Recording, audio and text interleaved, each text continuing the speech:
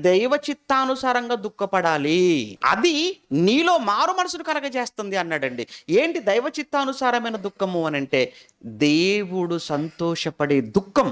దేవుడు సంతోషపడేది ఎప్పుడు తెలుసా? నిజంగా నువ్వు తప్పు చేశావన్న సంగతి నువ్వు దానిని గ్రహించి ఆ తప్పును ఆయన ఎదుట కన్నీళ్లతో నిజమైన మారు మనసు అంటే పశ్చాత్తాపంతో నువ్వు కుమిలి ఆయన ఎదుట మోకాళ్ళేసి ఆయన ఒప్పుకునే దాన్ని వదిలిపెడితే అప్పుడు ఆయన చాలా సంతోషపడతాడు. అలా సంతోషపడిన అలా ఒప్పుకున్న సందర్భాలు ఏమైనా ఉన్నాయా? దేవుడు సంతోషపడిన అలా ఒప్పుకున్న వాళ్ళు ఎవరైనా ఉన్నారా? పరిసేడు సుంకరి ఇద్దరు ప్రార్థన చేయడానికి దేవాలయానికి వెళ్తారు కదా. ముందు పరిసేడు ప్రార్థన చేస్తాడు, తర్వాత సుంకరి ప్రార్థన చేస్తాడు. కానీ పరిసేడి కంటే ఎవరి ప్రార్థన దేవుడు విన్నాడు?